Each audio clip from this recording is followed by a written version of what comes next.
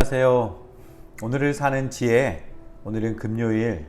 어제부터 미련한 잠, 미련함 두 번째 시간을 진행을 하겠습니다. 어제부터 이제 미련한 자에 대한 이야기들을 나누고 있는데요. 어제도 말씀드렸지만 지혜 있는 자와 반대되는 어리석고 미련한 자에 대해서 하나님께서 잠언을 통해서 우리에게 말씀해 주고 계십니다.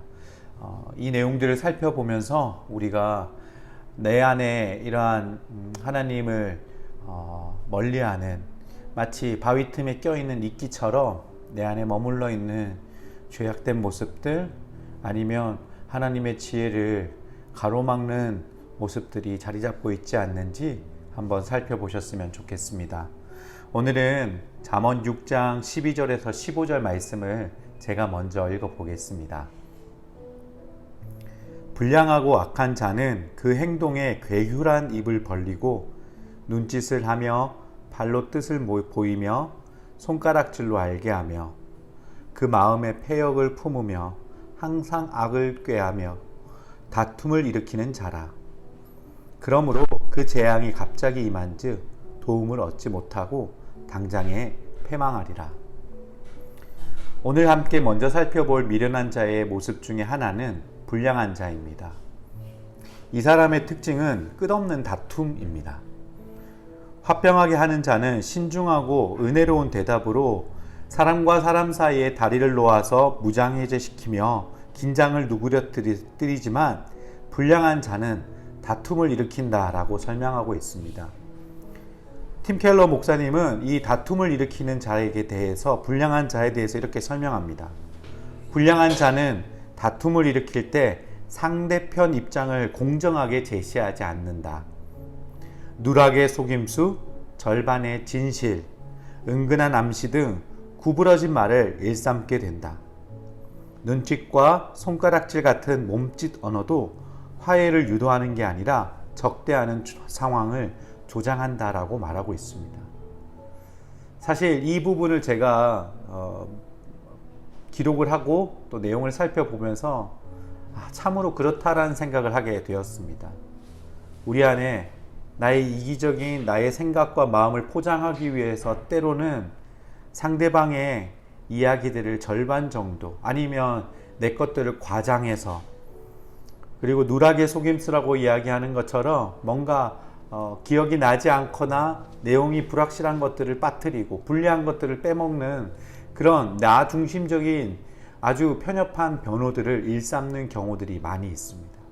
이것이 어떤 화해나 화평을 위한 것이 아니라 바로 불량한 자, 끝없는 다툼을 일으키기 위한, 그것에 나를 보호하기 위한 잘못된 태도라는 것을 오늘 이야기해 주고 있습니다. 이런 사람은 자신이 권력 앞에 직언하고 있다라고 생각합니다. 나는 바른 말을 하고 있어 라고 생각합니다. 하지만 기억해야 할 건, 가는 곳마다 다툼이 끊이지 않는 이유가 바로 자신에게 있다라는 그 사실을 더 확실히 직시해야 된다라는 것입니다. 이런 모습은 결국 형제 사이를 이간하는 자로 하나님께서 미워하신다라는 결과로 귀결된다라는 것을 설명하고 있습니다. 이어서 6장 아까 12절에서 15절 말씀을 보았는데요. 그 앞부분의 6장 6절부터 11절 말씀을 제가 읽어보겠습니다. 게으른 자여, 개미가 하는 것을 잘 보고 지혜를 얻으라. 개미는 지도자도 장교도 통치자도 없지만 여름에는 먹이를 준비하고 추수할 때는 그 음식을 모은다. 게으른 자여, 내가 언제까지 누워 뒹굴겠느냐? 내가 언제쯤 잠에서 깨겠느냐? 좀 더 자자, 조금만 더 눈을 붙이자, 일손을 멈추고 조금만 더 쉬자 하면 내게 가난이 강도 때처럼 궁핍이 군대처럼 들이닥칠 것이다. 6절에서 11절은 게으른 자라는 미련한 자의 모습을 설명하고 있습니다. 지혜로운 자는 누가 명령을 내리지 않더라도 스스로 판단하고 동기를 부여하며 스스로 일하게 됩니다. 반면에 게으른 자는 온갖 구실로 작아 보이는 일탈을 일삼다가 막상 궁핍함이 닥쳐오게 되는 것입니다. 스스로를 혹사하거나 과로하는 것도 때로는 잘못이지만 게으름은 우리를 몰락하게 만드는 미련한 자의 모습이라는 것을 우리에게 다시 한 번 더 일러주고 있습니다.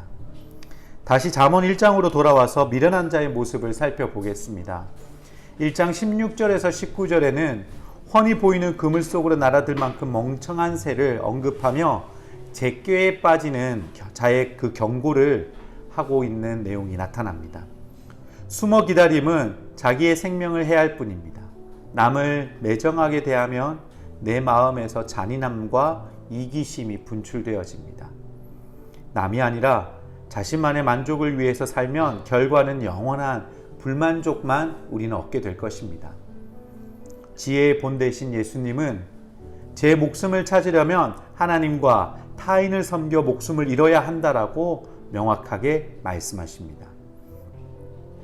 스스로 직원이라고 나는 바른 말을 하는 것이다라고 내 마음의 생각을 담아두지 못한다. 이 변명은 그렇게 변명하면 우리가 매정한 말들을 쏟아내고 있진 않는가, 불량한 자의 모습을 우리가 갖고 있지 않는가를 한 번 더 생각해 보셨으면 좋겠습니다.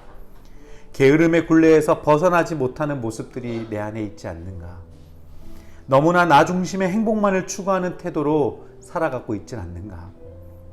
오늘 예수님은 우리에게 남을 위한 마음과 태도를 배우라고 하십니다. 다른 사람을 위해 살아가는 것이 복음의 빚진 그리스도인의 모습이 된다라고 말씀하십니다. 함께 기도하겠습니다. 하나님, 제 안에 진실의 말이 쏟아지는 것을 분별할 수 있는 지혜를 허락하여 주시옵소서. 진리를 위해 용감해지고 싶지만 다툼과 불량한 자의 모습으로 보이기 싫습니다. 그 차이를 분별하는 명철을 허락하여 주시옵소서. 다른 사람들의 눈을 피해 게으른 모습이 스스로 지혜인 것처럼 착각 속에 살지 않게 하여 주시옵소서.